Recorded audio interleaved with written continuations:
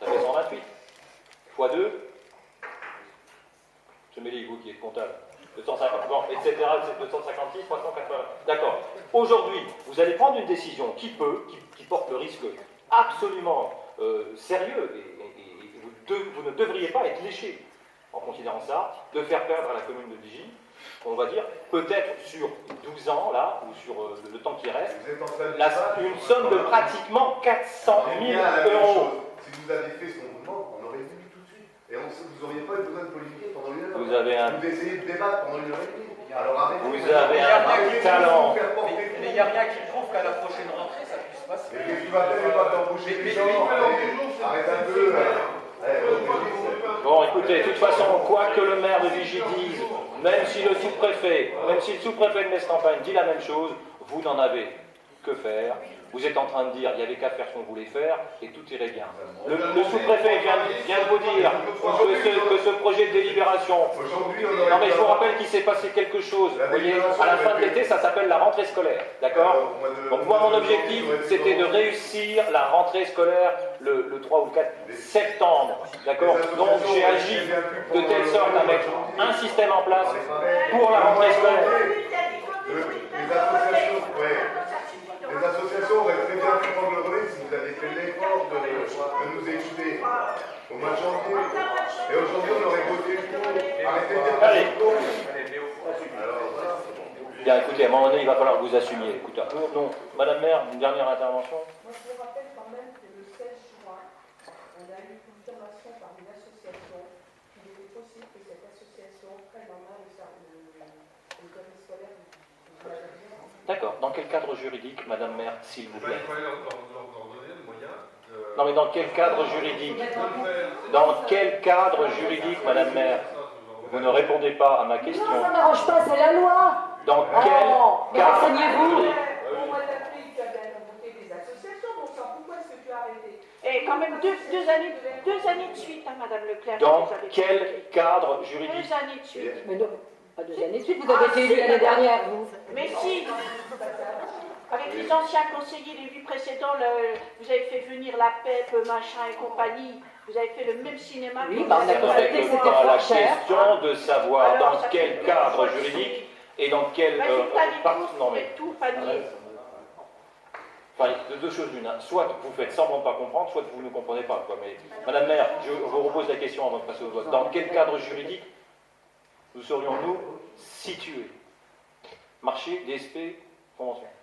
Mais dans quel cadre fonctionne les autres communes? Mais attendez, c'est pas mon problème, moi je suis responsable 80% de la des commune de Vigy. communes, Vous voulez quand même pas que j'aille 80% citer des les communes à côté? périscolaires sont gérés par des associations, type, comme vous avez cité tout à l'heure, parents d'élèves, PEP ou les autres. 80% des communes, ça veut dire que 80% des communes ou des maires sont dans l'illégalité et que la carte... Dites, je peux juste vous demander d'où vous sortez vos ratios, là, vos statistiques, Madame Eh Maire? bien, de la carte, De la carte? bien sûr. Vous n'avez pas, vous l'inventez. C'est dommage. De la carte, voilà. Ça me fait rire. Oui, ça me fait rire. Oui, ça me fait rire. non, Madame Pierson, Oui. 80% des communes sont en illégalité pour la pause méridienne. Pour la pause méridienne, ils sont 80%. dans l'illégalité, vous êtes sûr, monsieur? Mais écoutez, c'est écrit, le sous-préfet Est-ce l'a qu'il faut que je écrit. demande un courrier au ministre? À partir du moment où il y a un projet pédagogique, la pause méridienne est inclue. Mais vous racontez n'importe quoi. Non, je ne raconte pas. Si. Mais vous avez lu À ce que le partir du sous-préfet moment a où écrit. ils sont agréés. courrier de la préfecture. Lisez-le, bon sang. Eh ben, moi, je vais vous en donner aussi un. Là, on peut pas aller plus La préfecture. À partir du moment où ils sont agréés jeunesse et sport, il y a un projet pédagogique, il inclut la pause méridienne dedans. Arrêtez de raconter ça. Elle est peut-être orientée. Vous savez, je suis... Vous le savez. Non, c'est vous qui ne voulez pas écouter. Et même si ça ne vous plaît pas, je vais vous le relire encore une fois. Sur la question de la surveillance des élèves, il y a 2 possibilités. Vous avez le courrier sous les yeux. Prenez-le, on le lit ensemble. S'agissant de la surveillance des élèves durant la pause méridienne, il convient de distinguer 2 cas. Non, mais si vous ne voulez pas... je ne vais pas vous y forcer, mais je vous y invite vraiment. Je pose des questions orientées, donc le préfet, j'ai le talent de manipuler. Alors ça, je dirais que je verrai, je dirai ce que vous pensez de mes talents. Je pense que ça le fera sourire. Soit la commune est à l'origine de la création du service, qui est donc le cas de vigie, alors qu'elle le gère en régie ou qu'elle en confie la gestion à une association, dans le cadre d'une délégation de service public, sous-entendu, ou d'un marché, ou par voie de convention si ce n'est pas un opérateur économique. Dans ce cas, la surveillance doit être assurée par du personnel communal. Alors vous pouvez dire non, en tout cas c'est signé François Valenbois, sous-préfet de Metz-Campagne. Là, quelqu'un qui a passé la quasi-totalité de sa carrière dans la fonction publique territoriale, en tant que directeur général de service de communes d'importance, hein, je ne les connais pas par cœur, mais enfin là quelqu'un qui connaît certainement ce type de problématique. Dans ce cas, donc, la surveillance doit être assurée par du personnel communal, comme l'indique le Conseil d'État dans son avis du 7 octobre 86, selon lequel, si la collectivité peut confier la fourniture des repas à une association, par exemple, elle ne peut pas se décharger de la mission de surveillance qui incombe quand elle a créé le service public, ce qui est le cas de Vigie.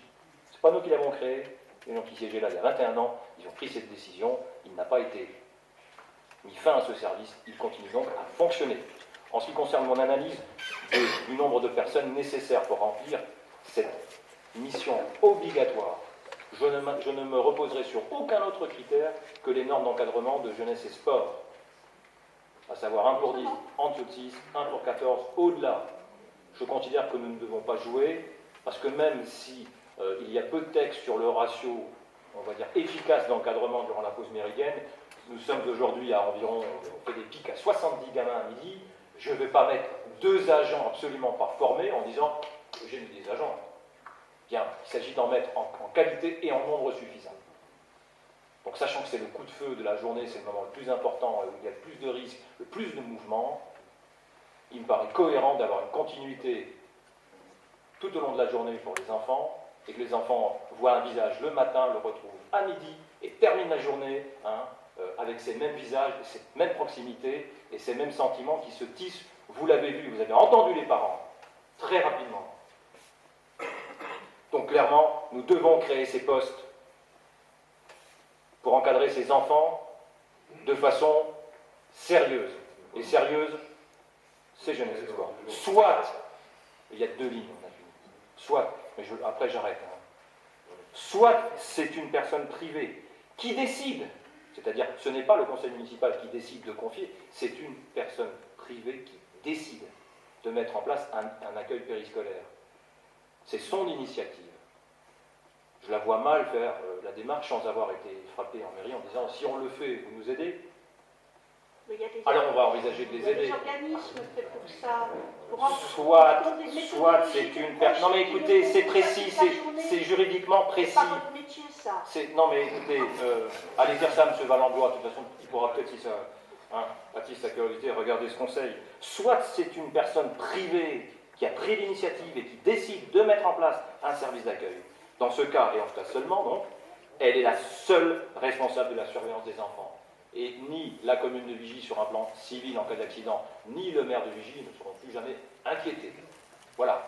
Et je ne recevrai plus aucun parent qui viendrait me dire « Monsieur le maire, ça fonctionne mal, ma gamine ceci, ma gamine cela ». C'est plus notre problème.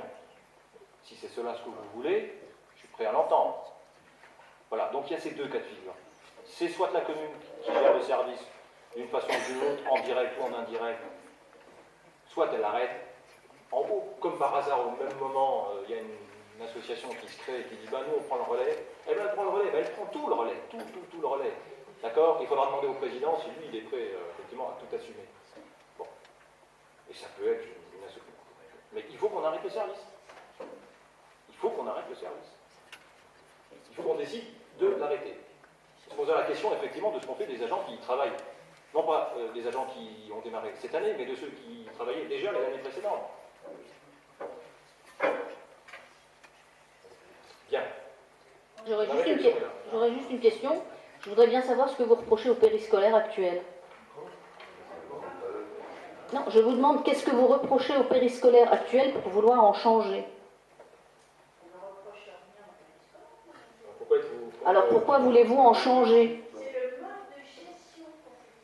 Si vous n'avez rien à lui reprocher, vous devez donc souhaiter que ça continue. Madame Maire parlait de confier un périscolaire de qualité. Ça sous-entend qu'actuellement, ce n'est pas un périscolaire de qualité. Pourtant, animer sa petite fille. Alors, on se pose des questions.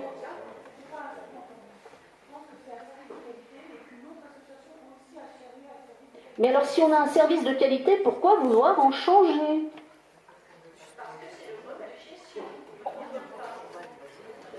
Pourquoi?